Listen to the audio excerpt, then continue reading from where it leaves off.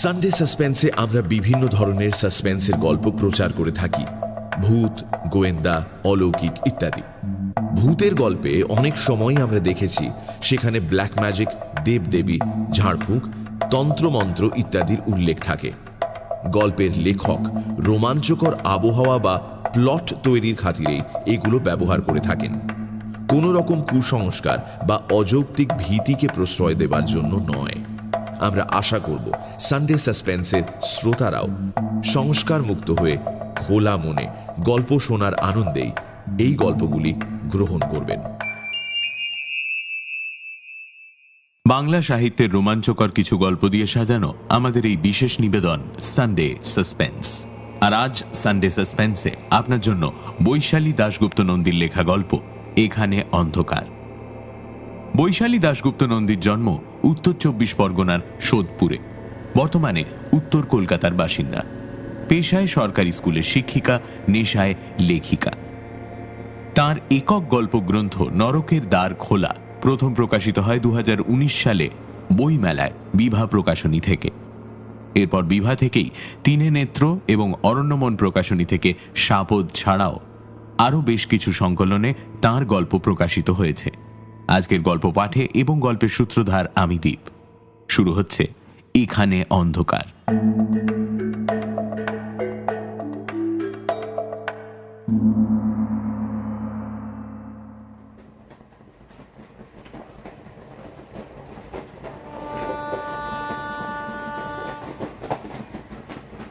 দীর্ঘদিন পর ছোটবেলার বন্ধুর সঙ্গে দেখা হবে, এই আনন্দের তুলনা ঠিক সেই মুহূর্তে মনে পড়ল না রাজস্বীর।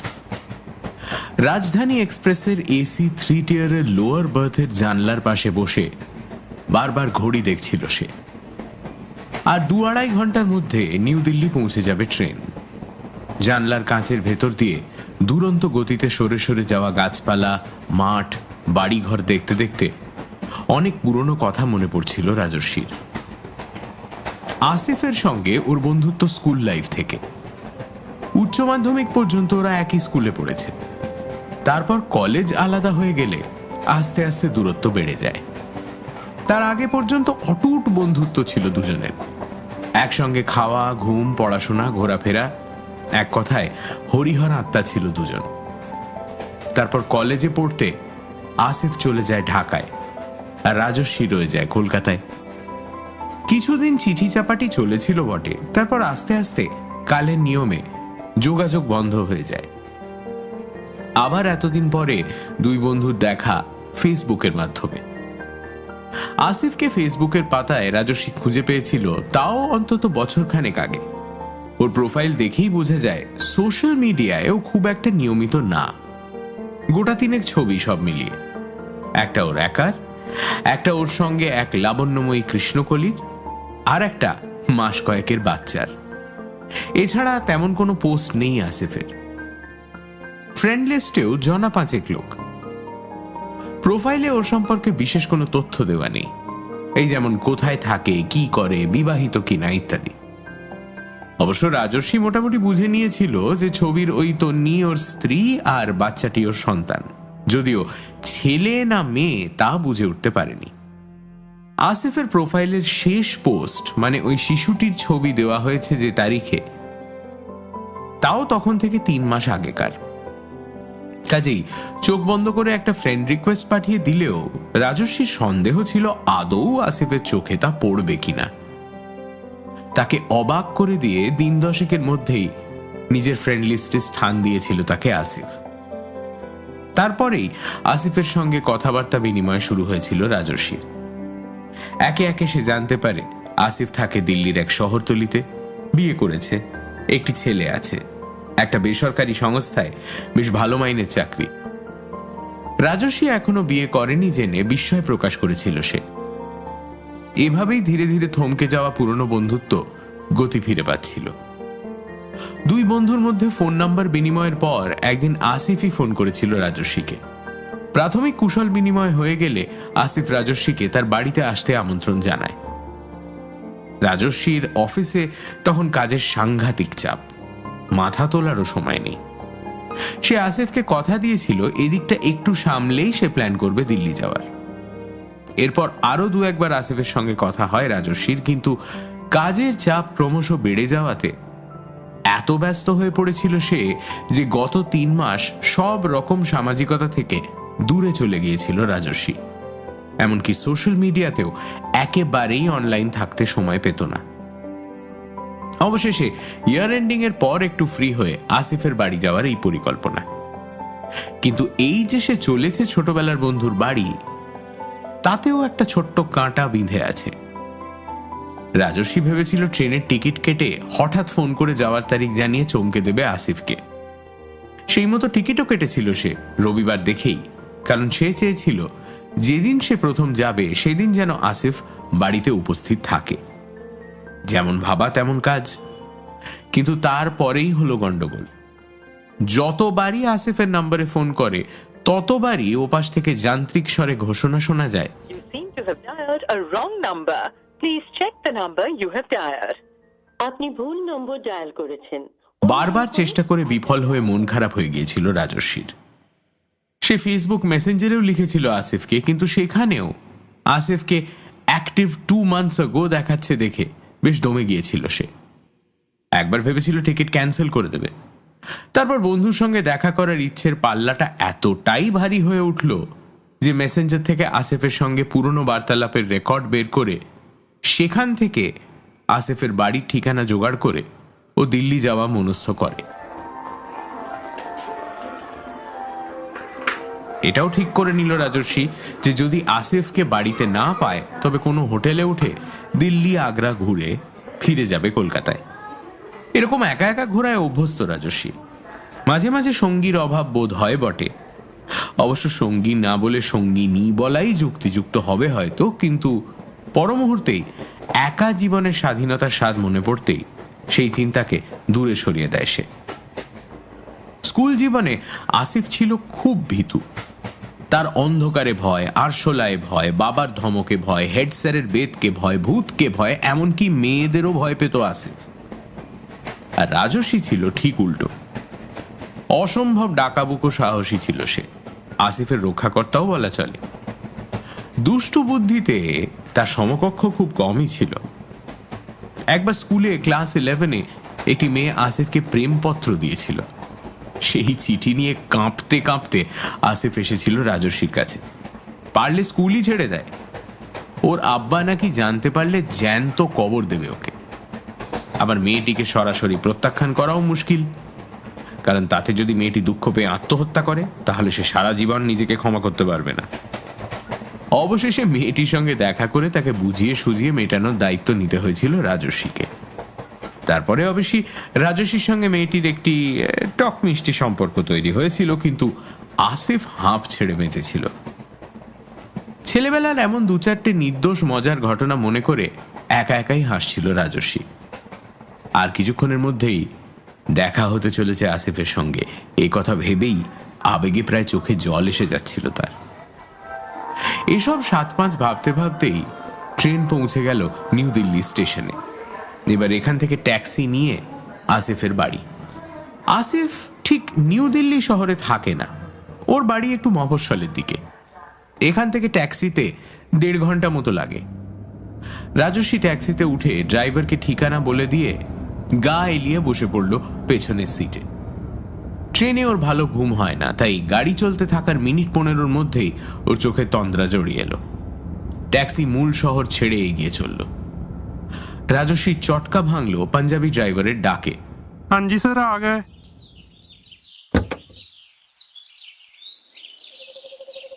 ভাড়া মিটিয়ে যেখানে নামলো সে, তার সামনেই একটা বেশ বড় বাংলো প্যাটার্নের বাড়ি।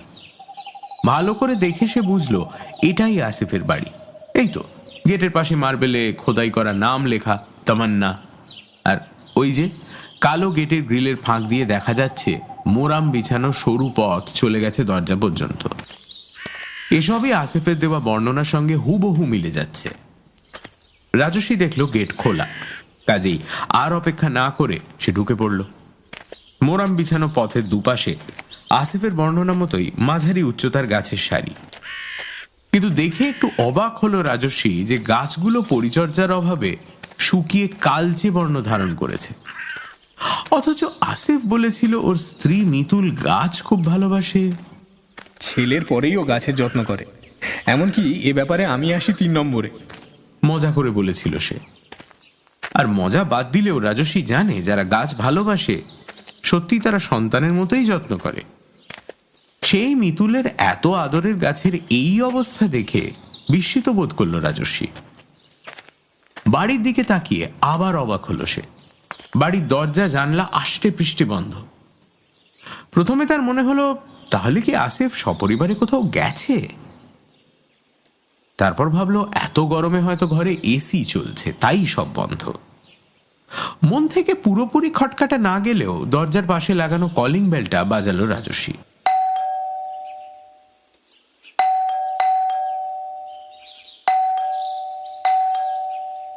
প্রায় 10 মিনিট পর দরজা খুলে গেল।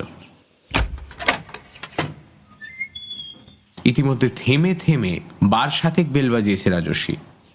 দুবার ভেবেছে ফিরে যাবে কিনা, আর দুবার পিছিয়ে গিয়ে মাথা উঁচু করে উপরের দিকে তাকিয়ে বোঝার চেষ্টা করেছে বাড়িতে আদৌ কেউ আছে কিনা। এরই মধ্যে হঠাৎ চোখ পড়ল রাস্তার ওপারের বাড়ির ব্যালকনি থেকে একজোড়া চোখ নজর রাখছে তার ওপর। কলকাতায় এরম প্রতিবেশীদের নজরদারির সঙ্গে পরিচিত সে, কিন্তু এখানেও যে এমনটা হয় তা দেখে বিস্মিত হল রাজস্বী। রাজস্বীর সঙ্গে চোখাচোখি হতেই সেই একজোড়া চোখের মালকিন ঘরে ঢুকে দরজা বন্ধ করে দিল। হয়তো বহুক্ষণ ধরে আসিফের বাড়ির আশেপাশে তাকে ঘুরঘুর করতে দেখেই কারোর মনোযোগ আকৃষ্ট হয়েছে। সেটা অবশ্য অস্বাভাবিক নয়, কিন্তু আসিফ দরজা খুলতে এত দেরি করছে কেন? অবশেষে রাজস্বীর সব চিন্তা দূর করে দরজা খুলল আসিফ, কিন্তু এই কোন আসিফকে দেখছে রাজস্বী? একসময় নরম সরম পেলব চেহারা ও মুখের জন্য আসিফকে বন্ধুরা খ্যাপাতো, সেই আসিফের এমন কাঠখোট্টা চেহারা ও রুক্ষ দৃষ্টি দেখে বিস্ময় মুখে কথা সরল না রাজস্বীর। আসিফও বোধহয় তার অপ্রত্যাশিত আবির্ভাবে ঘাবড়ে গিয়েছিল, তাই এত বছর পরে নিজের ঘরের দুয়ারে বাল্যবন্ধুকে দেখেও বুকে জড়িয়ে ধরার বদলে বেশ কিছুটা দূরত্ব বজায় রেখে দাঁড়িয়ে রইল। মিনিট খানেক কারোরই মুখ দিয়ে কথা বেরোল না। তারপর আসিফ নীরবতা ভাঙল। কি রে তুই? রাজস্বীর এবার একটু খারাপ লাগতে শুরু করল। আসিফ কি তাহলে তাকে দেখে খুশি হয়নি? সে হাসার চেষ্টা করল। কেন আসতে পারি না? না না, তা কেন, নিশ্চয়ই আসবি, আয় ভেতরে আয়। বড়সড় একটা ড্রয়িং রুম, মুখোমুখি বিশাল দুটো সোফা, সেন্টার টেবিলে ফুলদানিতে একগুচ্ছ শুকনো ফুলের ডাঁটি। দেখে মনে হয় কখনো সেগুলোতে গোলাপ ফুটেছিল। ফুলের পাপড়িগুলো আজ আর শুকনো অবস্থাতেও পড়ে নেই, হয়তো শুকিয়ে গুঁড়ো হয়ে দৃষ্টিশক্তির বাইরে চলে গেছে। একসময় যে বেশ সাজানো গোছানো ছিল আসিফের বাড়িঘর, তাতে সন্দেহ নেই। আবার বহুদিন যে তাতে যত্নের স্পর্শ পড়েনি তাও দেখেই বোঝা যাচ্ছে। সেন্টার টেবিলে পুরু ধুলোর আস্তরণ, ময়লা পর্দা, সিলিং এর কোণে ঝুল, এসবই তার সাক্ষ্য দিচ্ছে। আসিফ রাজস্বীকে বসিয়ে কফি আনতে গেল। রাজস্বী সোফায় বসে চারিদিকে চোখ বোলাচ্ছিল। তার মনে হলো আসিফের স্ত্রী হয়তো বাড়িতে নেই, সেই জন্যই এমন ছন্ন ছাড়া অবস্থা ঘর বাড়ির। রাজস্বী সোফা থেকে উঠে ইতিউতি ঘুরতে লাগলো। সামনের দেওয়ালে বিশাল একটা অয়েল পেন্টিং, একটা ক্লাউন হাতে 5টা রং বেরঙের বেলুন নিয়ে দাঁড়ানো, মুখে চিত্র বিচিত্র রঙের প্রলেপ, মুখের হাসিতে ফুটে উঠেছে রহস্য। ছবির ক্লাউনটাকে দেখে কেমন যেন অস্বস্তি হয় রাজস্বীর। একটা হাসি খুশি সুখী পরিবারের অন্দরমহলের দেওয়ালে এই ছবিটা বড্ড বেমানান বলে মনে হয় তার। ড্রয়িং রুমের যে দিকটায় বসার ব্যবস্থা তার থেকে 10 পা এগোলেই বাঁদিকে ডাইনিং, 6টা চেয়ার সহ আয়তাকার খাওয়ার টেবিল। টেবিলের উপরে কাভারে জায়গায় জায়গায় হলুদের দাগ, তার পেছনে ফ্রিজ। ডাইনিং এর পাশের দেওয়ালে সুন্দর কারুকাজ করা, সবকিছুর মধ্যেই একটা রুচির ছাপ স্পষ্ট। অথচ কোনো এক অজানা কারণে চাঁদে গ্রহণ লাগার মতো এই সাজানো সংসারেও যেন গ্রহণ লেগেছে। পৃথিবীর আহ্নিক বার্ষিক গতি হঠাৎই যেন থমকে গেছে এই বাড়ির ভেতরে। মনে হচ্ছে সুন্দর ফুটতে থাকা কোনো ফুল আচমকা বিষাক্ত কীটের দংশনে পচে উঠেছে। নিজের চিন্তায় ডুবে গিয়েছিল রাজস্বী। চমকে উঠল আসিফের ঠান্ডা গলার আওয়াজে। রাজু, এখানে বস, কফি খা। সরাসরি না বললেও আসিফের কণ্ঠের নিষেধাজ্ঞা পড়ে ফেলল রাজস্বী। তার ঘরের মধ্যে ঘুরে বেড়ানো পছন্দ করছে না সে। রাজস্বী সোফায় বসল। তারপর জিজ্ঞেস করা উচিত হবে কিনা ভাবতে ভাবতেই প্রশ্ন করল, তোর স্ত্রীকে বাচ্চাকে দেখছি না? ওরা বাড়ি নেই, কয়েকদিনের জন্য মিতুল বাপের বাড়ি গেছে ইমনকে নিয়ে। কফি খেতে খেতে নানা বিষয়ে কথা হতে লাগলো, কিন্তু রাজস্বী লক্ষ্য করল ব্যক্তিগত যে কোনো প্রশ্নের উত্তর এড়িয়ে যেতে চায় আসিফ। ওর কথার বিষয়বস্তু মূলত অফিস, কাজ ইত্যাদি। রাজস্বীও যেচে আর কিছু জানতে চাইল না। কফি শেষ হলে রাজস্বীর বড় ব্যাগটা নিজের হাতে তুলে নেয় আসিফ।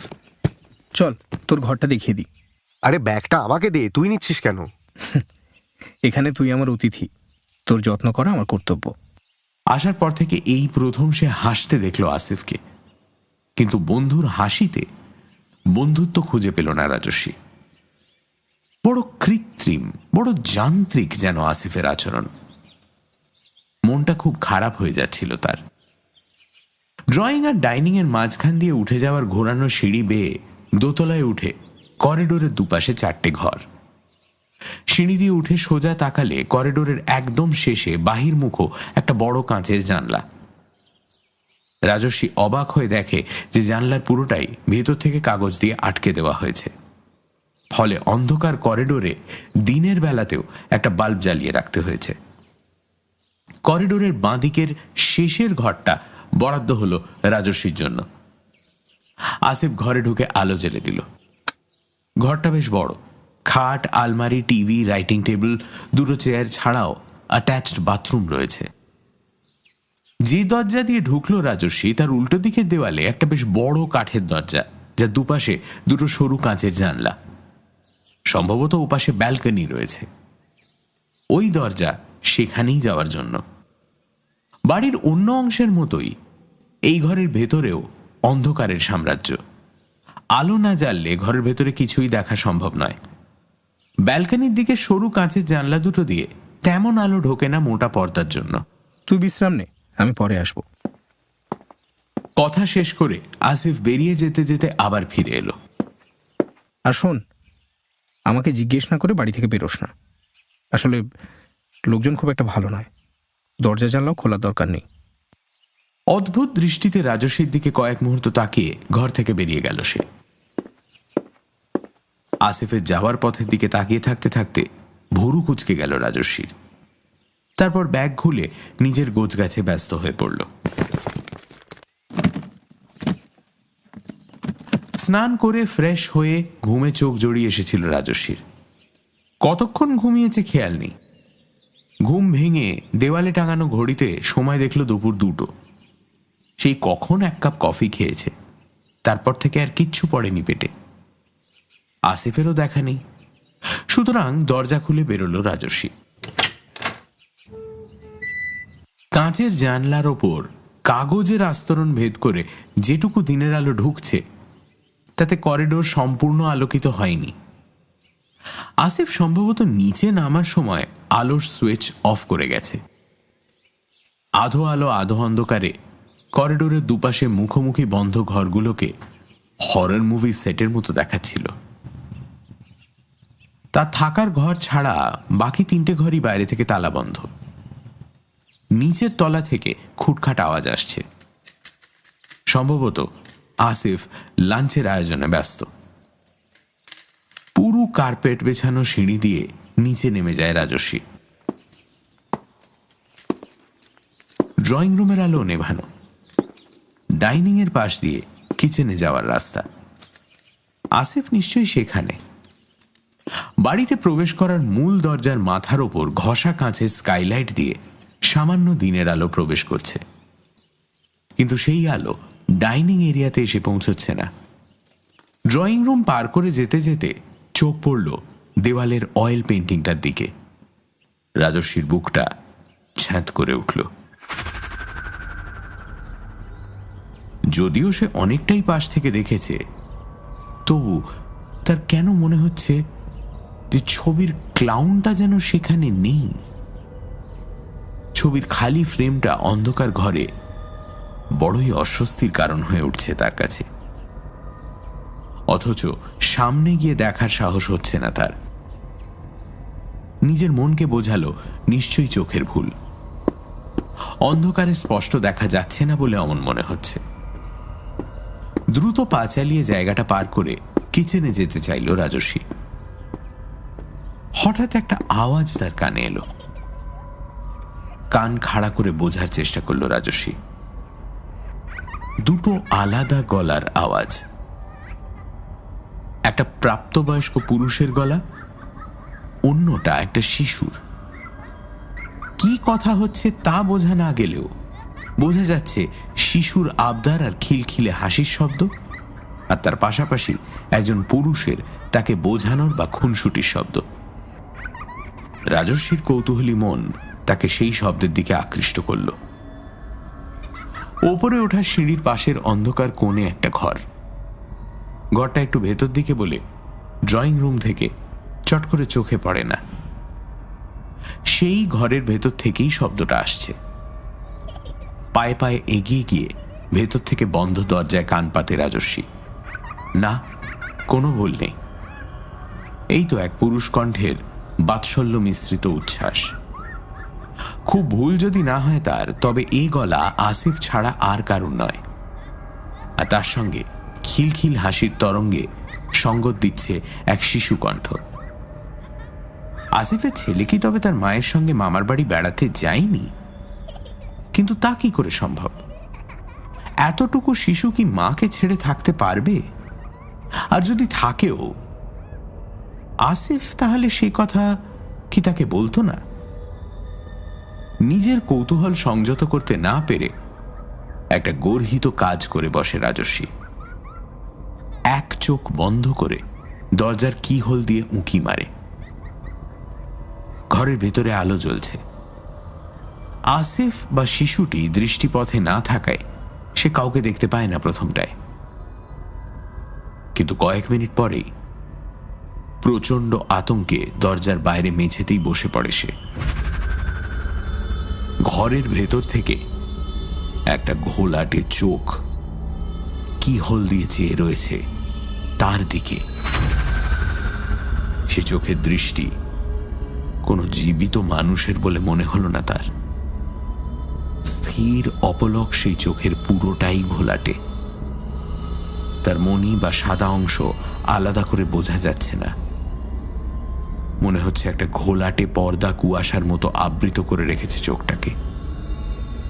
শিথিল মেরুদণ্ড সঙ্গ দিতে না চাইলেও একরকম জোর করেই মেঝে থেকে উঠে পড়ে রাজস্বী।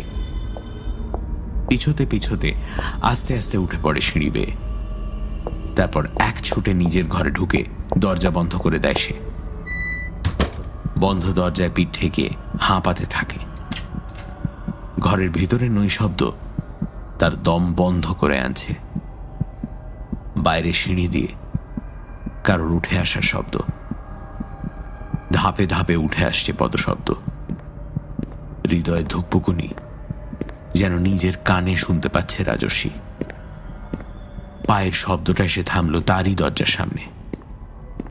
2 মিনিটের প্রতীক্ষা, তারপর দরজায় টোকা পড়ল। কিছুক্ষণ সময় নিল রাজস্বী।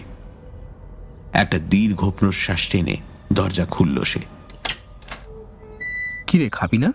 খিদে পাইনি? সরি, একটু দেরি হয়ে গেল। আসলে নিজে রান্না করলাম তো। না না, ঠিক আছে।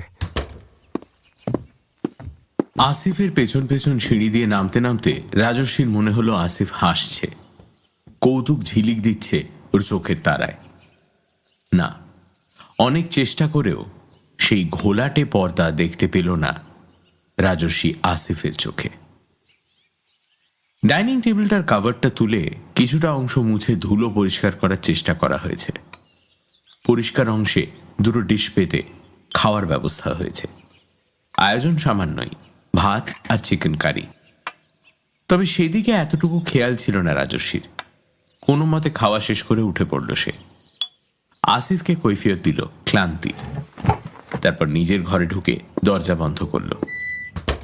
খাটের পুরু গদিতে মাথা পর্যন্ত চাদর মুড়ি দিয়ে শুয়ে শুয়ে ভাবল রাজস্বী, পারলে কালই চলে যাবে সেইখান থেকে। কিন্তু এত তাড়াতাড়ি যেতে চাইলে সন্দেহ হবে আসিফের, তাই কোনো মতে কয়েকটা দিন কাটাতেই হবে তাকে।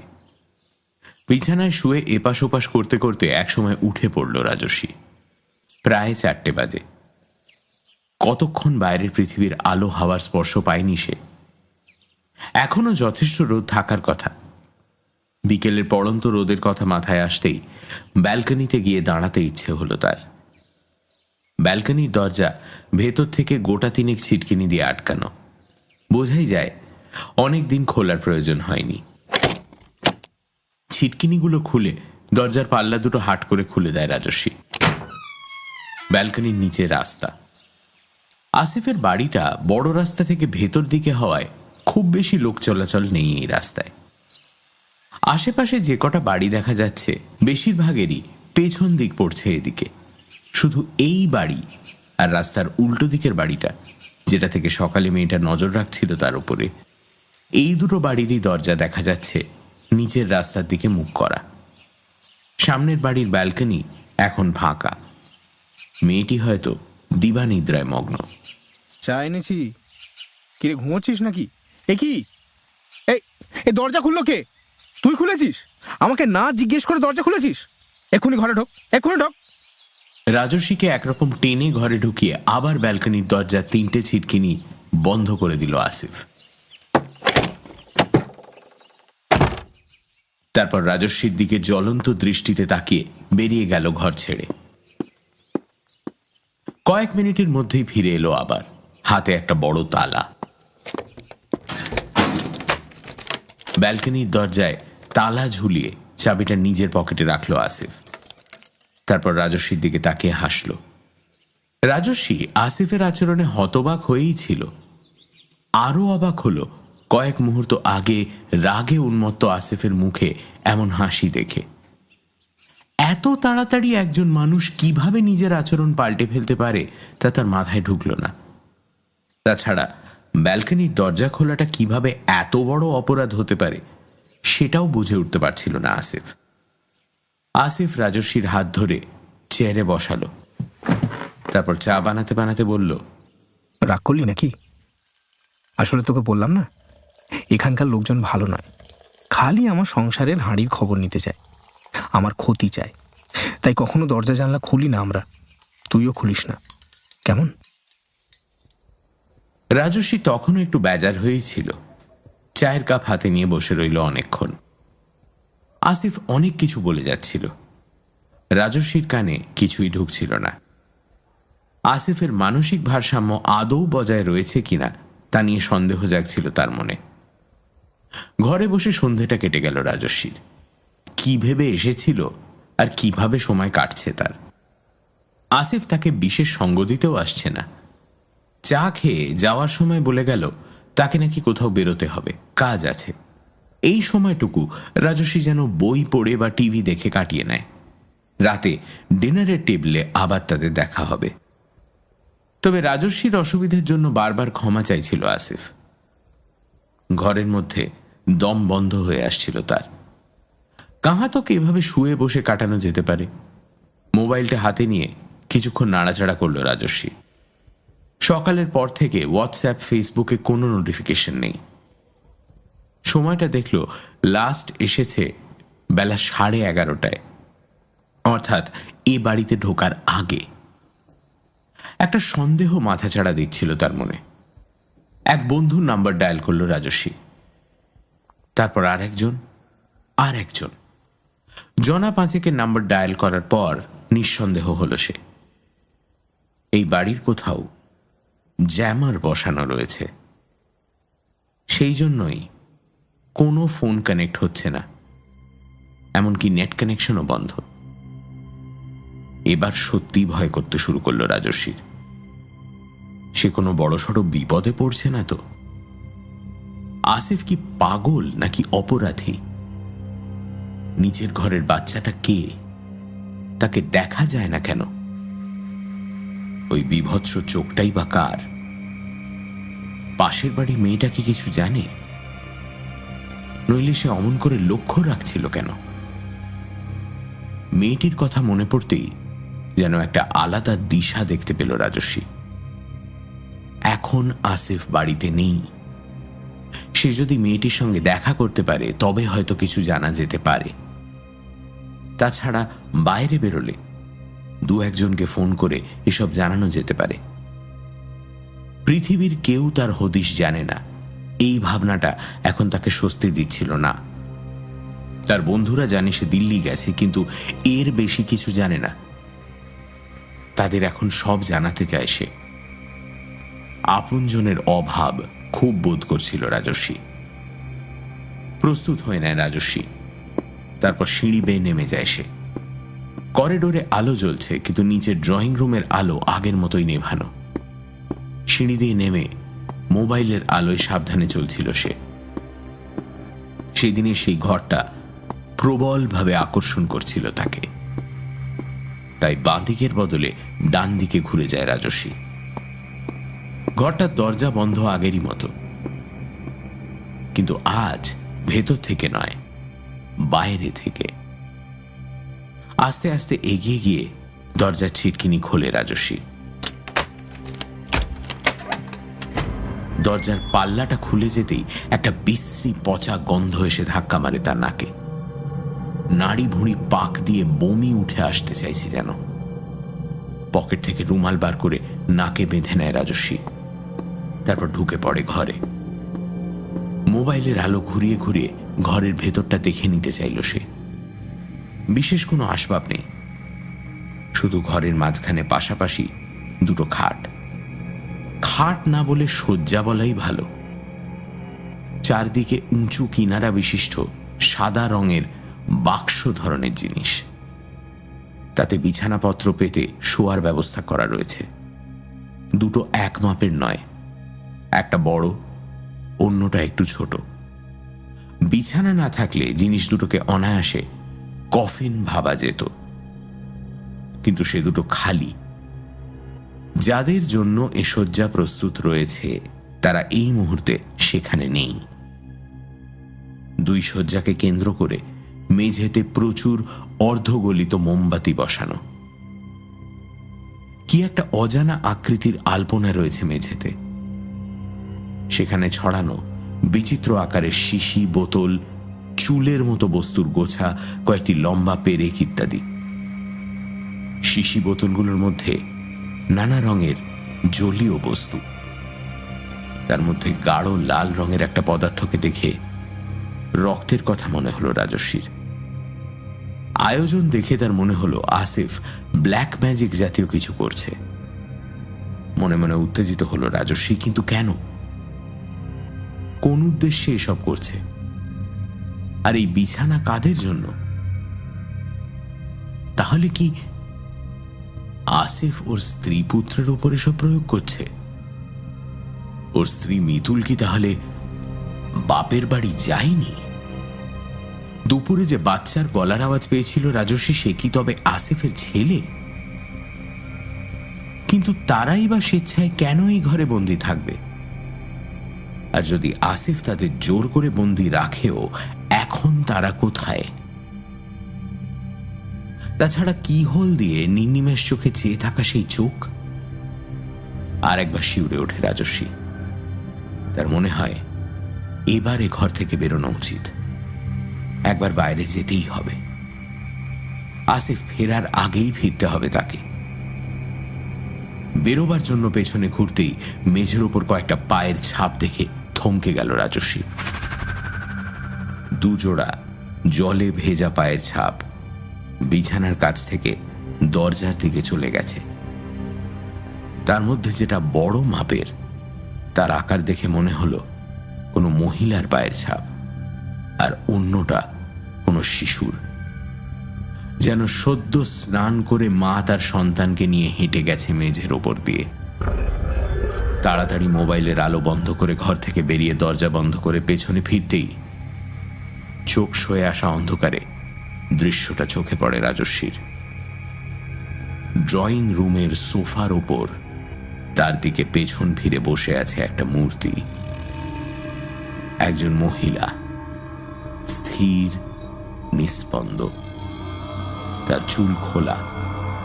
সোফাতে বসে থাকার কারণে শুধু খোলা চুল আর কাঁধের অংশ ছাড়া আর কিছুই চোখে পড়ছে না। রাজস্বীর একবার মনে হলো, তাহলে কি আসিফের স্ত্রী? খালি বিছানাটা মনে পড়ল তার। কয়েক পা এগিয়ে যেতেই চোখে পড়ল মেয়েটি একা নয়, তার পাশে বসে আছে একটি শিশুও। সোফার উঁচু ব্যাকরেস্টের জন্য পেছন থেকে দেখা যাচ্ছিল না শিশুটিকে। পাশাপাশি মর্মর মূর্তির মতো দুজনকে দেখতে দেখতে অঙ্ক মিলে যাওয়ার অনুভূতি হচ্ছিল রাজস্বীর। তাহলে সে ঠিকই ভেবেছে, আসিফের স্ত্রী কোথাও যায়নি, এই বাড়িতেই আছে। ঘরের ভেতর পচা গন্ধটা এখন আরো তীব্র। রাজস্বীকে বাইরে যেতে হলে ওদের পাশ দিয়েই যেতে হবে।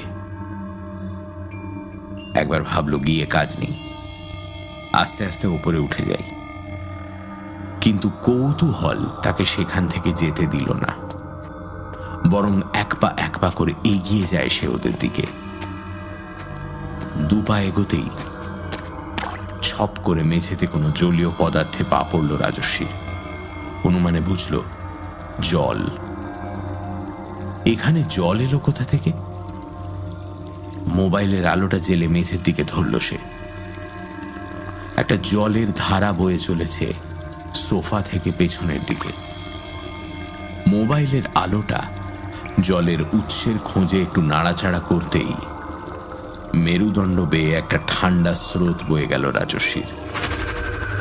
সোফায় বসা মেয়েটির চুল বেয়ে অঝরে নেমে আসছে জলের ধারা, যেন এই মাত্র পুকুরে ডুব দিয়ে উঠে এসেছে সে। জামা কাপড় পিঠের দিকে ভিজে সপ সপ করছে তার, এমনকি বাচ্চাটাও সম্পূর্ণ ভেজা। মেয়েটির চুল থেকে ঝুলছে অনেকগুলো ছোট গুগলি শামুক জাতীয় প্রাণী। দু একটা গুঁড়ি মেরে এগোচ্ছে চুলের ওপর দিয়ে।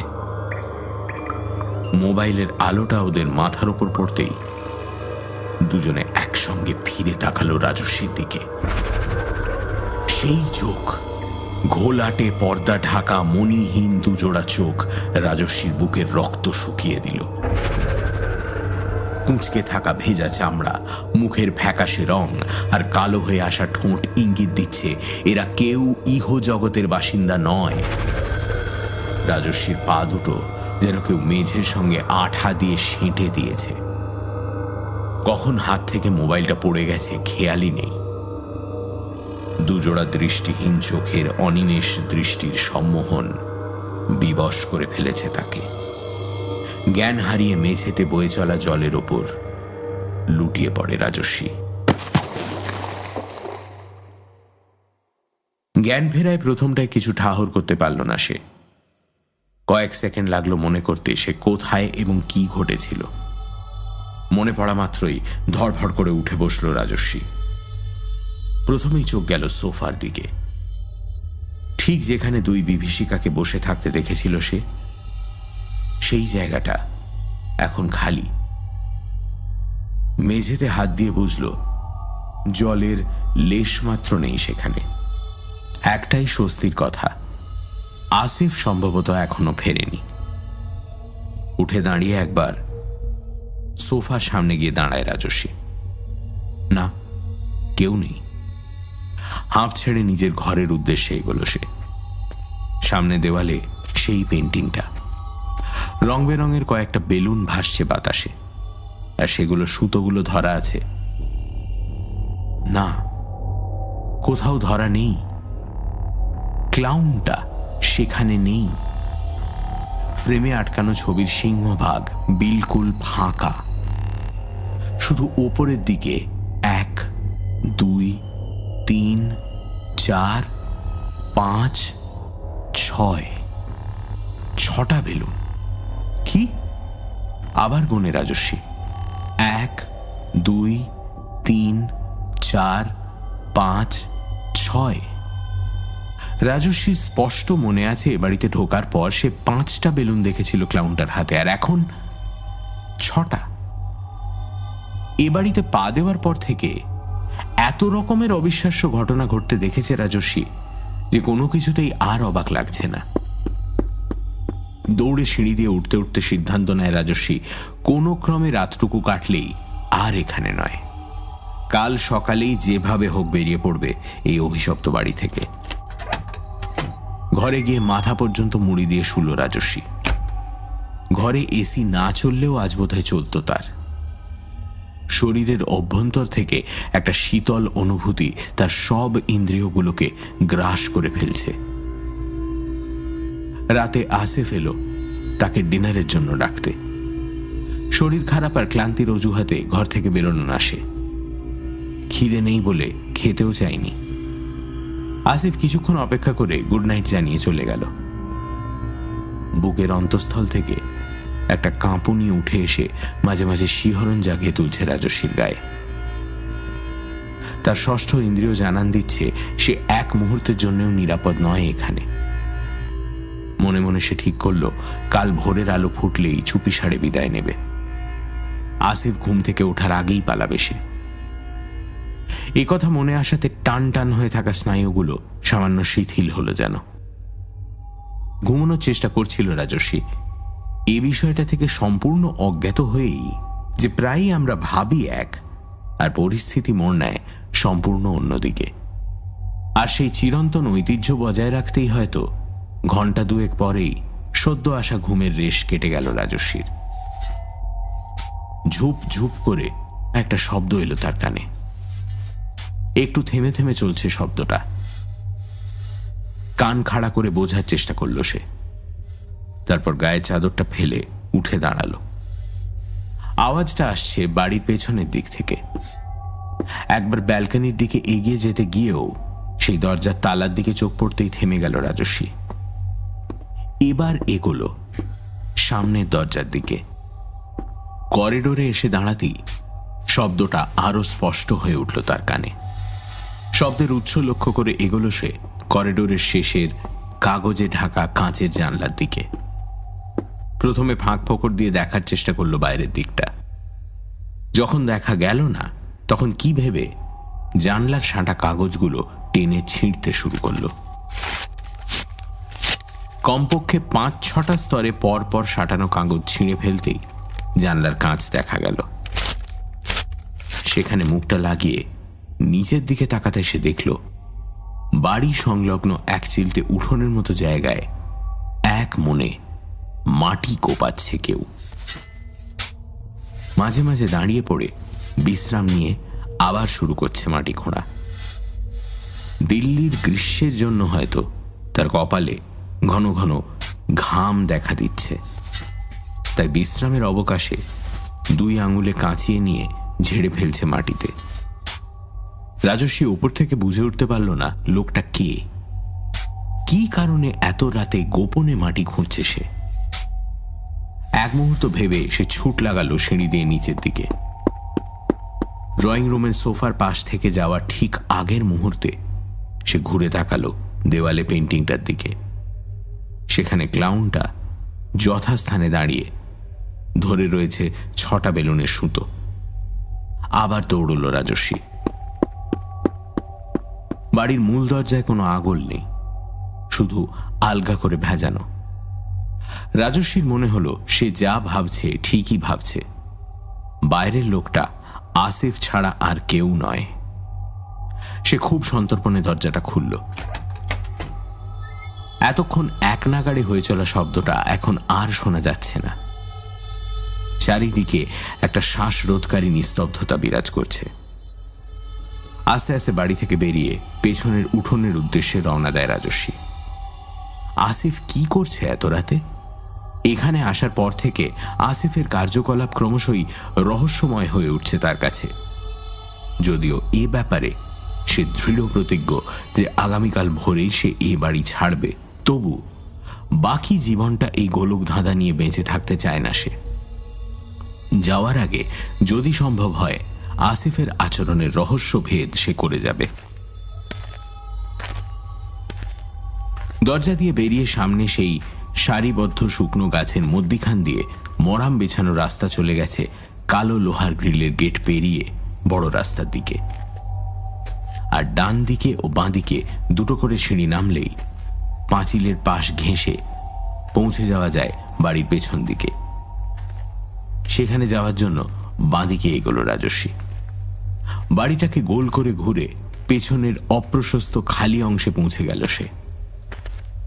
সেখানে কেউ নেই, তবে বেশ কিছুটা জায়গা জুড়ে আলগা মাটির স্তূপ উঁচু হয়ে রয়েছে। বোঝাই যাচ্ছে খুব তাড়াহুড়ো করে কেউ কিছু মাটি চাপা দিয়েছে। রাজস্বীর মনে হলো এই তাড়াহুড়োর কারণ সে নয় তো, আর সেই লোকটা যে মাটি খুঁড়ছিল হয়তো আসিফই। সেই বা গেল কোথায়? এপাশ ওপাশ তাকিয়ে কাউকে দেখতে না পেয়ে মাটি ঢিপিটার দিকে এগিয়ে গেল সে। খুব জানতে ইচ্ছে করছিল কি আছে ওটার তলায়। ভয়ে উত্তেজনায় কাঁপছিল সে। তবু এদিক ওদিক তাকিয়ে এমন কিছু খোঁজার চেষ্টা করল যা দিয়ে আলগা মাটি সরানো যেতে পারে। খুঁজতে খুঁজতে চোখে পড়ল একটা জিনিস, একটা লোহার কাঁটা। কুয়োতে পড়ে যাওয়া বালতি তোলার জন্য এই ধরনের কাঁটা ব্যবহার করা হয়। কাঁটার সঙ্গে লম্বা দড়িও বাঁধা রয়েছে, কিন্তু আশেপাশে কোথাও কুয়ো দেখতে পেল না সে। সময় নষ্ট না করে লোহার কাঁটাটা হাতে তুলে নিল রাজস্বী। খুঁড়তে শুরু করলো উঁচু হয়ে থাকা মাটির স্তূপ। যেহেতু মাটি আলগা, তাই তাকে খুব একটা বেগ পেতে হচ্ছিল না। মিনিট 10 খোঁড়ার পরেই একটা বিভৎস পচা গন্ধে তার অন্নপ্রাশনের ভাত মুখে উঠে আসার জোগাড় হলো। আসিফের তন্ত্রমন্ত্র সাধনার সেই ঘরে যে গন্ধ পেয়েছিল তার চেয়ে কয়েক গুণ বেশি তীব্র ও অসহনীয় এই গন্ধ। যেন একসঙ্গে অনেকগুলো গলিত শব্দের সামনে দাঁড়িয়ে রয়েছে রাজস্বী। একবার বাধ্য হয়ে খোঁড়া থামিয়ে বমি করে ফেলল সে। আবার নিজেকে সামলে নিয়ে গায়ের জামা খুলে কোষে নাকে জড়িয়ে বেঁধে ফেলল। এভাবে আরো কিছু সময় পরে মাটির স্তূপ সম্পূর্ণ সরে গেলে বেরিয়ে এলো একটা কুয়োর মুখ। মাটির সঙ্গে সমান্তরাল কুয়োটা একটা তার জালি দিয়ে ঢাকা। বোঝাই যাচ্ছে লোহার কাঁটাটা এই কুয়োর জন্যই ব্যবহৃত হতো। পরবর্তীকালে কুয়োটা কোনো গোপন কাজে ব্যবহার করা হয়েছে, যে কারণে মানুষের চোখ থেকে আড়াল করতে তার জালির ওপর দিয়েই মাটি চাপা দেওয়া হয়েছে। হয়তো এই বিভৎস গন্ধ যাতে লোকের কৌতূহল আকর্ষণ না করে তার জন্যই। কিন্তু এর মধ্যে কি দেখেছে আসিফ? এই বিভৎস পচা গন্ধ তো একমাত্র। গায়ে কাঁটা দিয়ে ওঠে রাজস্বীর। তবে কি আসিফ সিরিয়াল কিলার? মানুষ মেরে এই কুয়োতে ফেলে দেয় সব প্রমাণ লোপাট করার জন্য? আর এক মুহূর্ত এখানে নয়, হোক মাঝরাত, তবু এই বাড়ির ঘেরাটোপের বাইরে যে কোনো জায়গায় চেয়ে বেশি নিরাপদ। তার টাকা পয়সা সবকিছু ঘরে, কিন্তু আর সে এ বাড়ির ভেতরে ঢুকতে চায় না। সকালে পুলিশ নিয়ে এসে সে উদ্ধার করবে নিজের জিনিসপত্র, আর না পেলেও ক্ষতি নেই। এই মুহূর্তে এখান থেকে বেরোনোই তার একমাত্র উদ্দেশ্য। হাত থেকে লোহার কাঁটাটা ছুঁড়ে ফেলে দেয় রাজস্বী। পেছনে ঘুরতেই একটা তীব্র আলো এসে তার চোখ ধাঁধিয়ে দেয়। কয়েক সেকেন্ড বুঝতে সময় লাগলো তার যে এটা একটা মোবাইলের টর্চের আলো। কার হাতে ধরা রয়েছে সেটা চোখের উপর আলো পড়ায় সেটা বুঝতে পারল না সে। শুধু মাথার উপর নেমে আসা কোদালের ভোঁতা আঘাতটা তার সব ভাবনাগুলোকে এলোমেলো করে দিল। জ্ঞান হারিয়ে লুটিয়ে পড়ার আগে শুধু বুঝতে পারল রাজস্বী কপাল থেকে রক্তের ধারা নেমে এসে তার মুখে বাঁধা জামা ভিজিয়ে জিভে পৌঁছে দিচ্ছে নোনতা স্বাদ।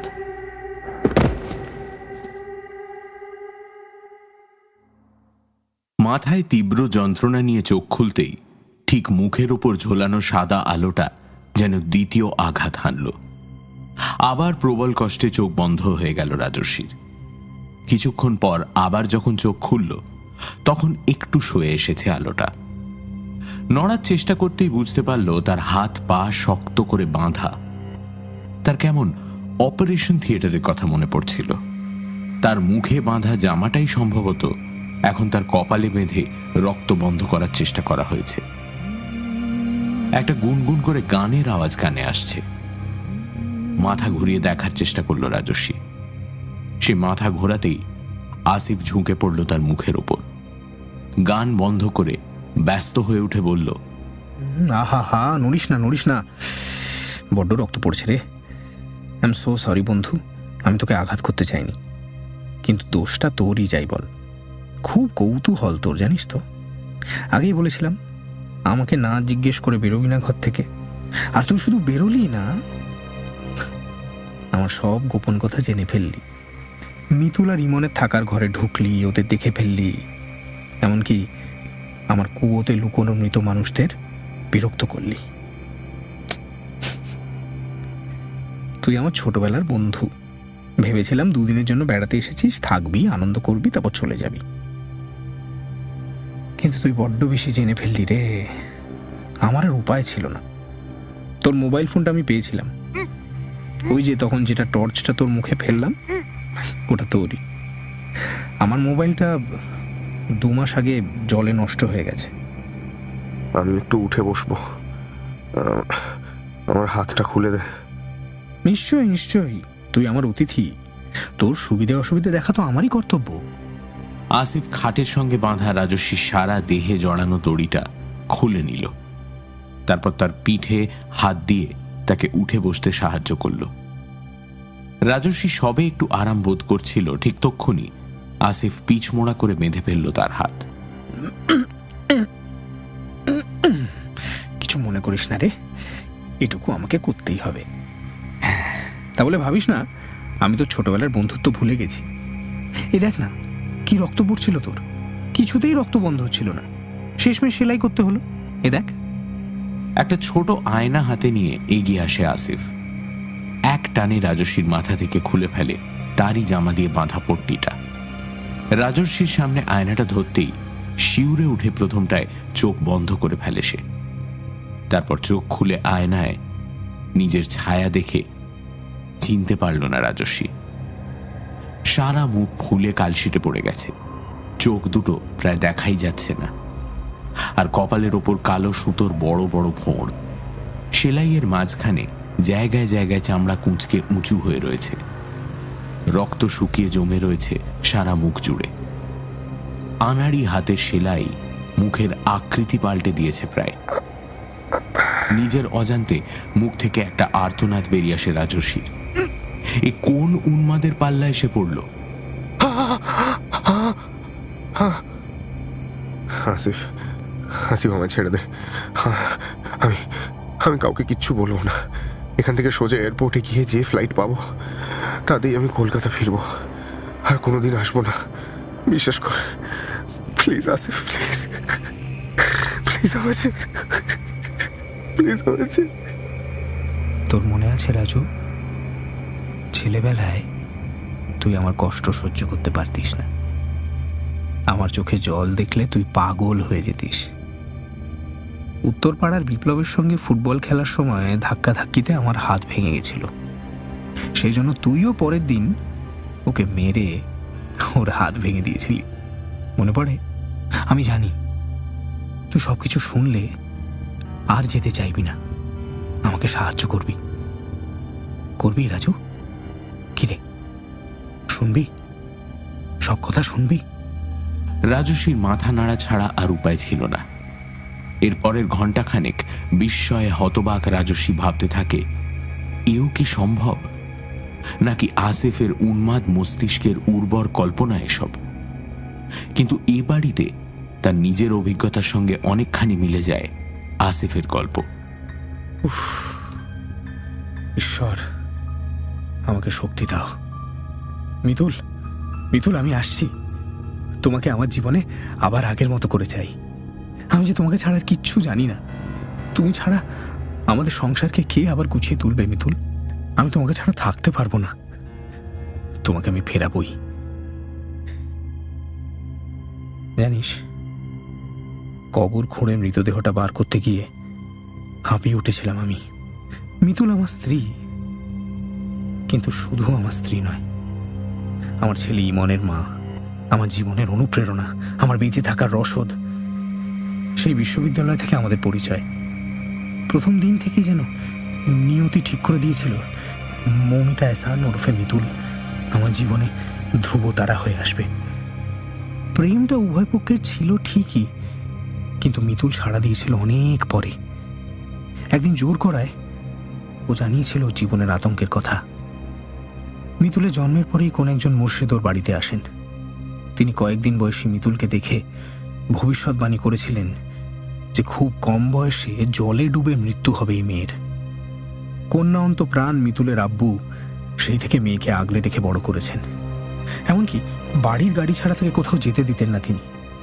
কিন্তু একটু বড় হওয়ার পর মিতুল নিজে কথা জানতে পেরে সিদ্ধান্ত নিয়েছিল যে কখনো কোনো সম্পর্কে সে জড়াবে না, বিয়েও করবে না, কারণ তার জীবনের অভিশাপের সঙ্গে অন্য কারো জীবনকে জড়িয়ে ফেলতে চায় না সে। মিতুলের কথা শুনে হেসে ফেলেছিলাম আমি। এই যুগে এসব কথায় কোনো পরিবার যে এত বিশ্বাস করতে পারে আমি এটা ভাবতেই পারছিলাম না। মিতুল আমাকে হাসতে দেখে একটু অপ্রতিভ হয়ে পড়েছিল। সেদিন আমি ওর হাত ধরে কথা দিয়েছিলাম ওকে রক্ষা করার দায়িত্ব সেই দিন থেকে আমার। ওকে বাঁচাবার জন্য প্রয়োজনে মৃত্যুর সঙ্গেও লড়াই করব আমি। সেদিন কেবল মিতুলকে ভরসা দিতে যে কথা দিয়েছিলাম, সেই কথা রাখার সময় যে সত্যি এত তাড়াতাড়ি আসবে তা আমি কল্পনাও করিনি। আমার স্বীকার করতে লজ্জা নেই, মিতুলের সঙ্গে বিয়ের পর থেকে আমার যুক্তিবাদী মন আস্তে আস্তে বড় দুর্বল হয়ে পড়েছিল। মিতুলকে হারাবার ভয়টা জাঁকিয়ে বসেছিল আমার মনে। কিভাবে ওকে আঁকড়ে ধরে রাখবো আমার কাছে? যদি সত্যি ওকে কখনো ছেড়ে দিতে হয় মৃত্যুর হাতে, চিন্তায় আমার মাথা খারাপ হওয়ার জোগাড় হয়েছিল। এই সময় আমার হাতে আসে একটা পুরনো ডায়েরি। কলেজ স্ট্রিটের ফুটপাতে আর 5টা পুরনো ছেঁড়াখোড়া বইয়ের সঙ্গে ওটা অবহেলায় পড়েছিল। কেউ কখন ওটা দাম দিয়ে কিনবে এমন ভরসা বোধহয় বিক্রেতারও ছিল না। আমিও কেবল সময় কাটানোর জন্যই নেড়ে ছেড়ে দেখছিলাম বইগুলো। লাল চামড়ায় বাঁধানো ডায়েরিটা যে বেশ পুরনো সেটা বোঝা যায়। ডক্টর হেনরি লুথা এই নামে ইংল্যান্ডের কোনো এক গ্লোবট্রটার ভদ্রলোক তিনি লিখেছেন ডায়েরিটা। কিন্তু সে ডায়েরি কিভাবে এদেশে এলো সে সম্পর্কে আমার কোনো ধারণা নেই। সেদিন নেহাত কৌতূহল বসে অতি সামান্য দামে আমি কিনে নিয়েছিলাম ইংরেজিতে লেখা ওই ডায়েরিটা। ওতে লেখা ছিল কিছু আচার মন্ত্র এইসব আর কি। মানে প্রথমটা আমাকে না খুব উৎসাহী করে তুলতে পারিনি, কিন্তু পড়তে পড়তে বুঝেছিলাম ভদ্রলোক জীবনের বেশ কিছু বছর কাটিয়েছেন পূর্ব আফ্রিকার তানজানিয়ায়। তানজানিয়া তন্ত্র মন্ত্র এবং ব্ল্যাক ম্যাজিকের স্বর্গভূমি বলে পরিচিত।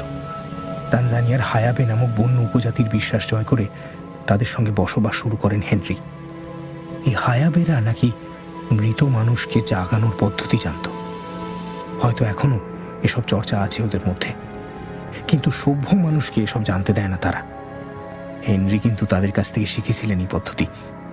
সেই বিদ্যাই তিনি লিখে গেছেন ডায়েরিতে। পরে অবশ্য নেটে সার্চ করে জেনেছিলাম যে হেনরির শেষ জীবনটা কেটেছিল মানসিক রোগীদের হাসপাতালে। তারপরে হঠাৎ একদিন তিনি উধাও হয়ে যান, আর কোনো খোঁজ খবর পাওয়া যায়নি তার। হেনরির লেখা বইপত্র, রিসার্চ পেপার ইত্যাদি জলের দরে নিলামে চড়ে। আমি কৌতূহলী হয়ে বিভিন্ন সাইট থেকে হেনরির সম্পর্কে নানা তথ্য জোগাড় করতে শুরু করলাম। জানা গেল নিখোঁজ হওয়ার আগের কিছুদিন হাসপাতালে তার ছবি আঁকার শখ চেপেছিল। তার কেবিনের দেওয়ালে একটি অয়েল পেন্টিং পাওয়া গেছিল, যেটা নাকি তিনি রক্ত দিয়ে এঁকেছিলেন। বর্তমানে অভিশপ্ত বলে কুখ্যাত সেই পেন্টিংটি সেই সময় এক বিখ্যাত অকশন সংস্থার কাছে পড়েছিল। তারা বিক্রি করার অনেক চেষ্টা করলেও সফল হতে পারেননি। কেমন যেন জেদ চেপে গেল। পেন্টিংটা হাতে পেতেই হবে। মিতুল তখন অনেক বারণ করেছিল, কিন্তু আমি শুনিনি। আসলে আমি তখন পাগল হয়ে উঠেছি নিজের আসন্ন দুর্ভাগ্যর মোকাবিলা করার জন্য। মিতুলের কথা না শুনে ইমেলে যোগাযোগ করেছিলাম সেই অকশন হাউসের সঙ্গে। ওরা যেন আমাকে বিক্রি করতে পেরে হাঁপ ছেড়ে বাঁচল। মোটামুটি কম দামেই কিছুদিনের মধ্যে ওটা আমার হাতে চলে এলো। তুই বোধহয় দেখেছিস পেন্টিংটা, তাই না? আমার ড্রয়িং রুমের দেওয়ালে একটা ক্লাউনের ছবি। ডায়েরিটা এখন আমি ওটার পিছনেই টেপ দিয়ে আটকে রাখি, যাতে কেউ খুঁজে না পায়। ছবিটারও একটা বিশেষত্ব আছে। ডায়েরিতে হেনরি স্পষ্ট লিখেছেন, যার কাছ থেকে তিনি এই মৃতদেহ জাগানোর বিদ্যা শিখেছেন, যাকে ডায়েরিতে মাকাউই বলে উল্লেখ করেছেন তিনি, সেই মাকাউইর ছেলে কালা জ্বরে আক্রান্ত হয়ে প্রায় মৃত্যুপথযাত্রী হয়ে পড়লে হেনরি তার চিকিৎসা করে বাঁচিয়ে তোলেন। এই উপকারের বিনিময়েই মাকাউই তাকে এই বিদ্যা শিখিয়ে দেন এবং নিজের দেহের রক্ত মন্ত্রপুত করে হেনরিকে দেন। সেই রক্তই ব্যবহৃত হয়েছে ছবিটিতে। তাই এই ছবিটা আমাকে যেভাবে হোক পেতেই হতো। প্রথমটায় আমার সন্দেহ ছিল আদৌ সব কাজ করবে কিনা, কিন্তু যত এগোতে লাগলাম তত মনে হলো এ ডায়েরি হাতে আসা হয়তো ঈশ্বরের ইচ্ছে। তিনিও চান না যে মিতুল আমার থেকে দূরে সরে যাক। ডায়েরির ছত্রে ছত্রে আমার সর্বনাশ থেকে উদ্ধারের উপায় লেখা। আমি জানি সভ্য জগৎ আমাকে এর অনুমতি দেবে না, কিন্তু মিতুলকে আমার কাছে ধরে রাখার জন্য আমি সারা পৃথিবীর বিরুদ্ধে যেতে পারি। খুব যত্নে ডায়েরিটা রেখে দিলাম সেই দিনের জন্য, যে দিনটা আমার জীবনে কোনোদিন না এলেই আমি খুশি হব। কিন্তু কি জানিস, দিনটা এলো। মিতুলের বয়স যেদিন ঠিক 26 বছর 3 মাস 11 দিন, সেদিন ইমনের 1 বছরের জন্মদিন ছিল। আমরা গাড়ি নিয়ে বেরিয়েছিলাম বেড়াতে। ঠিক ছিল রাতে কোনো একটা ভালো হোটেলে ডিনার সেরে ফিরব। আমি ড্রাইভ করছিলাম, স্পিড খুব বেশি ছিল না। মিতুল আর ইমন সঙ্গে থাকলে আমি কখনোই কোনো ব্যাপারে ঝুঁকি নিই না। তবুও ঘটনাটা ঘটে গেল। হঠাৎ স্টিয়ারিং এর উপর সব নিয়ন্ত্রণ হারিয়ে গেল আমার। ইমনের কান্না, মিতুলের চিৎকার, কিছু বুঝে ওঠার আগেই শুধু দেখলাম রাস্তার পাশে একটা কংক্রিটের রেলিং ভেঙে আমার গাড়ি সহ আমরা এগিয়ে চলেছি একটা ঝিলের দিকে। বিকট ধাতব শব্দে ঢাকা পড়ে গেল আমাদের আর্তনাদ।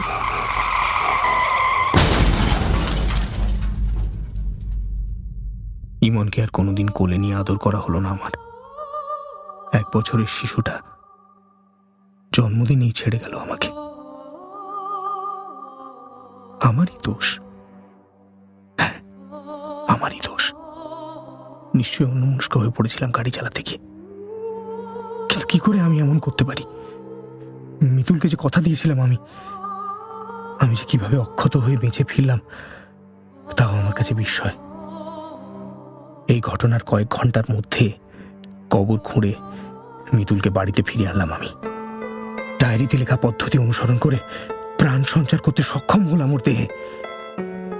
কিন্তু এ কোন মিতুলকে পেলাম আমি? পাথরের মতো একটা সোফার উপর বসে থাকে, কোনো কথা বলে না, শুধু স্থির দৃষ্টিতে তাকিয়ে থাকে আমার দিকে।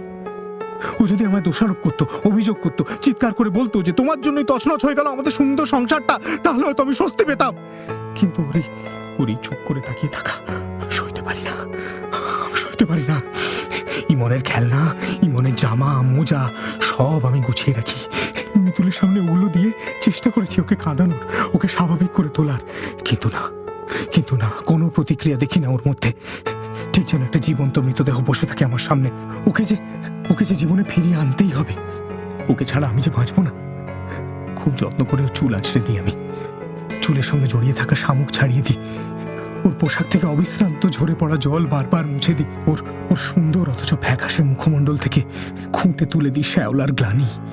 কিন্তু তবুও যেন ওর মন ছুঁতে পারি না। তাই এবার ঠিক করলাম এই মনকে এনে দেবো ওর কাছে। তাতে যদি আবার আমার হারিয়ে যাওয়া সুখের দিন ফিরে আসে। ডায়েরি নির্দেশ অনুযায়ী সদ্য কবর দেওয়া মিতুলের দেহটা তুলে এনেছিলাম সবার অগোচরে। কয়েকদিনের কিছু আচার। চোখ খুলে চেয়েছিল আমার মিতুল, কিন্তু এই মিতুলকে তো আমি চাইনি। তাই মিতুল যদি হয় তবে ইমন কেন নয়? আমাদের সন্তানই হয়তো পারবে আমাদের জীবনে খুশি ফেরাতে। ইমনের ছোট্ট দেহটা খবর খুঁড়ে তুলে নিয়ে এলাম। বাড়িতে ঢুকতেই খেয়াল করলাম সোফায় স্থির মূর্তির মতো বসে থাকা মিতুলের চোখের পাতা কেঁপে উঠল। আনন্দে আমার গাল বেয়ে অশ্রু নেমে এলো। আর তো মাত্র কয়েকদিন, তারপর আবার আমরা একসঙ্গে হাসবো, খেলবো, বেড়াতে যাব। শুধু বাকি পৃথিবী থেকে আমাকে দূরে থাকতে হবে। মিতুলের দেহে প্রাণ প্রতিষ্ঠা করতে পারলেও ওর শরীর থেকে উঠে আসা পাক মেশানো গন্ধটা আস্তে আস্তে মর্গের মানুষ পচা গন্ধে পরিণত হচ্ছে। আমার এতে অসুবিধা হয় না, কিন্তু দরজা জানলা বন্ধ করে গন্ধের বাইরে যাওয়া আটকাতে যেমন পেরেছি, তেমনি বাইরের লোকের ভেতরে আসা আটকাতে আমায় যা করতে হবে তাই করব। আমি যে মিতুলকে কথা দিয়েছি, কিন্তু মিতুল আর ইমনকে আমার কাছে ধরে রাখার জন্য আমাকে কিছু নিয়ম মেনে চলতে হয়। ডায়েরিতে বলা পদ্ধতি অনুযায়ী প্রথমেই মিতুল আর ইমনের শরীর থেকে ওদের হৃৎপিণ্ড কেটে বের করে নিতে হয়েছে আমাকে। 15-20 দিন পর পর ওদের বুকের সেই গহ্বরে বসাতে হয় জ্যান্ত মানুষের বুক থেকে তুলে আনা টাটকা হৃৎপিণ্ড। সেই হৃৎপিণ্ডের কাজ শেষ হয়ে আসার 2-1 দিন আগে থেকেই ছবির ক্লাউন নেমে আসে ছবি থেকে, আমাকে ইঙ্গিত দেয় সময় হয়ে গেছে। আমিও লেগে পড়ি মানুষ জোগাড়ের কাজে। নতুন টাটকা হৃৎপিণ্ড ওদের বুকে স্থাপিত হয়ে গেলেই ক্লাউন ফিরে যায় নিজের জায়গায়। শুধু ওর হাতের বেলুনের সংখ্যা বাড়তে থাকে পাল্টে দেওয়া হৃৎপিণ্ডের সাথে সাথে। এই তো কয়েকদিন আগেই একটা ভবঘুরেকে খাবারের সঙ্গে ঘুমের ওষুধ খাইয়ে ধরে এনেছিলাম। তুই যে ঘরে ছিলি তার পাশের ঘরেই ওকে হাত পা বেঁধে ঘুমের ওষুধ খাইয়ে ফেলে রেখেছিলাম। তারপর কাল ওর হৃৎপিণ্ড বসিয়ে দিলাম মিতুলের বুকে। আমার মিতুল আর ইমনের জন্য যারা প্রাণ দিয়েছে তাদের আমি শহীদ বলি, শ্রদ্ধা করি। ওদের মৃতদেহ রেখে দিই বাড়ির পেছনের কুয়োয় মাটি চাপা দিয়ে। কিন্তু জানিস, ইমনের জন্য এখনো হৃৎপিণ্ডের জোগাড় হয়নি। ওর এখনকার হৃৎপিণ্ডের মেয়াদ শেষ হয়ে এসছে। গত কয়েকদিন চেষ্টা করেও কাউকে পেলাম না ওর জন্য। কেন জানি না, কদিন ধরে পুলিশ বড্ড যাতায়াত করছে এদিকে। এই মুহূর্তে একটা টাটকা হৃৎপিণ্ড না পেলে আমার ছেলেটা বাঁচবে না রে। আর ও যদি না বাঁচে, আমি আর মিতুল কি নিয়ে থাকবো বল? রাজু, তুই আমার বন্ধু, তুই তো নিশ্চয়ই এইটুকু করবি আমার জন্য, বল?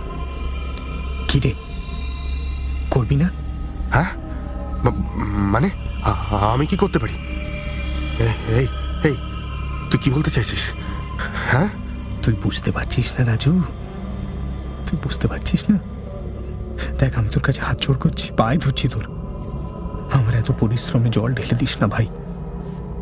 ইমন না বাঁচলে মিতুলও আর বাঁচবে না।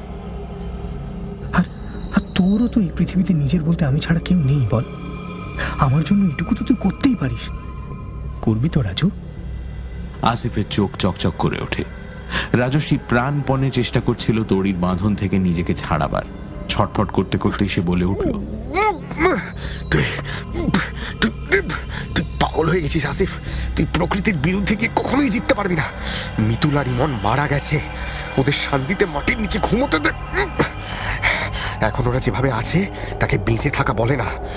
অধীন প্রাণহীন জীবন মৃতের মতো হেঁটে চলে বেড়ানো দেহকে আর যাই বলুক জীবিত মানুষ বলে না আসিফ।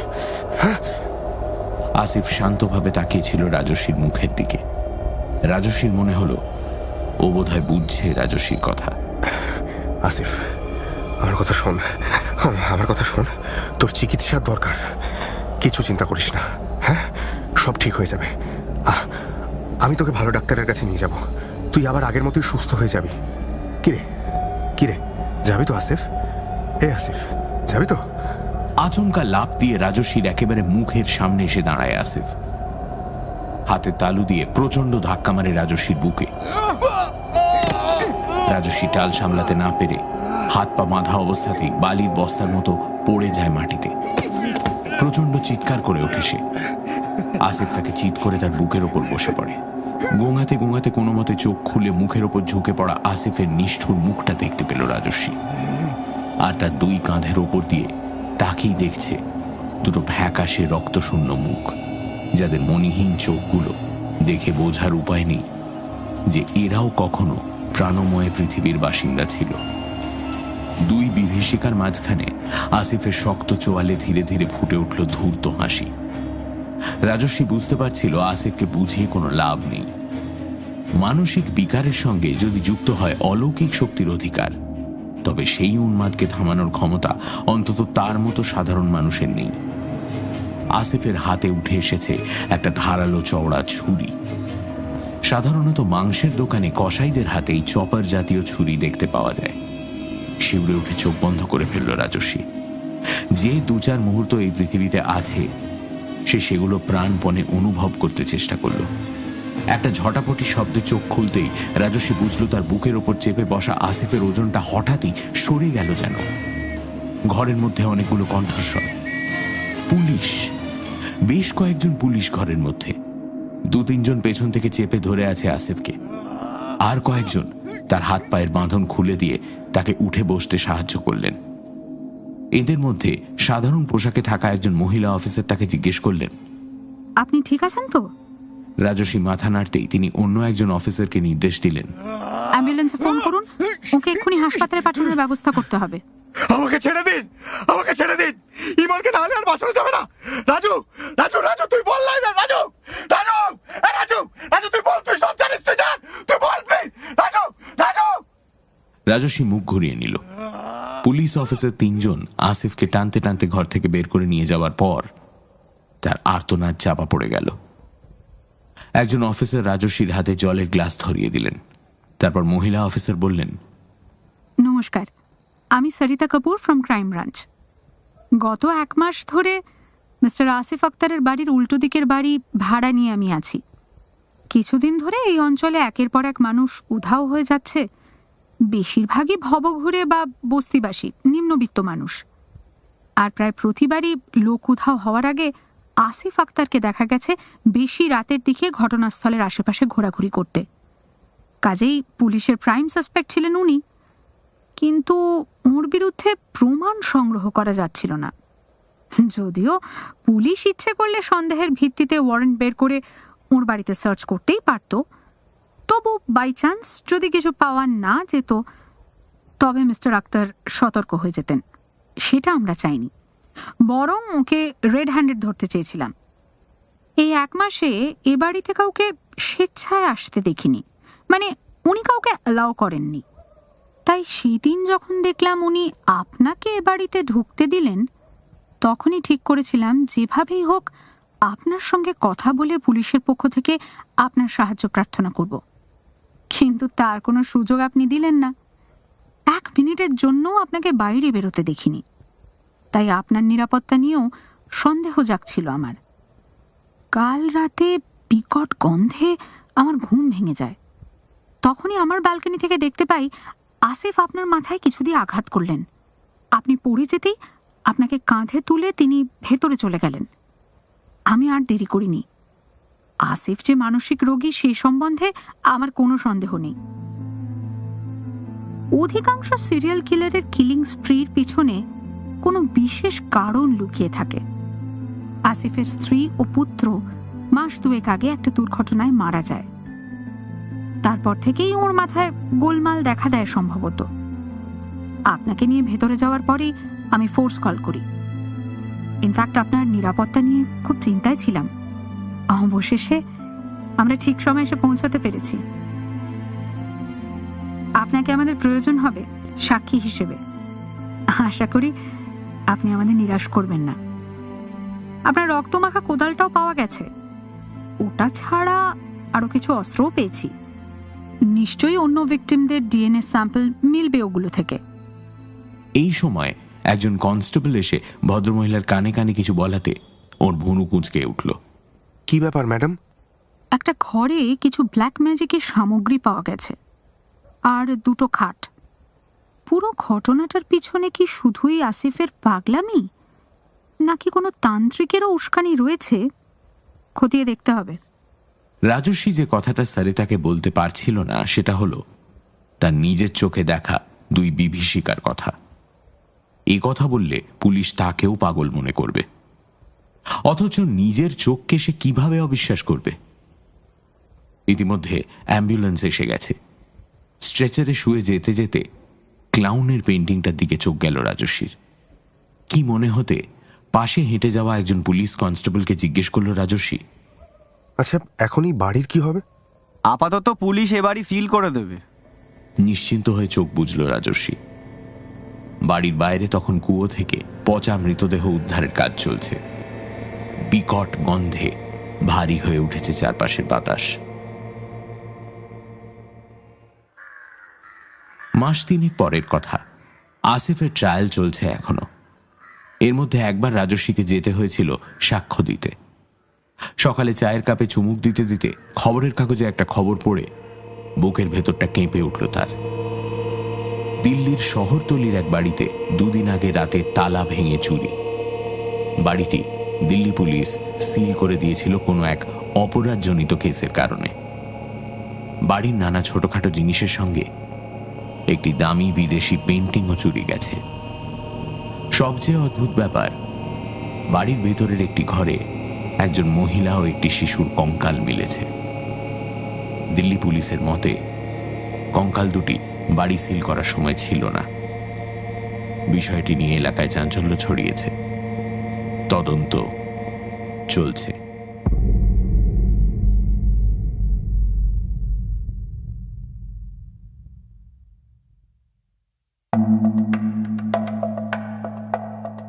আজ সানডে সাসপেন্সে শুনলেন বৈশালী দাশগুপ্ত নন্দীর লেখা গল্প এখানে অন্ধকার। রাজস্বী চরিত্রে অগ্নি, আসিফ সোমক, সরিতা কাপুর শ্রী, ট্যাক্সি চালক সাক্ষ্য, পুলিশ কনস্টেবল সায়ক। গল্পের সূত্রধার, গল্প পাঠে এবং পর্ব পরিচালনায় আমি দীপ। শব্দগ্রহণ গোধূলি, ধ্বনি পরিকল্পনা Subhadeep, poster design join the dots. শেষ হলো বৈশালী দাশগুপ্ত নন্দীর লেখা গল্প এখানে অন্ধকার। সামনের সপ্তাহে আরও একটি রোমাঞ্চকর গল্প নিয়ে হাজির হবে সানডে সাসপেন্স।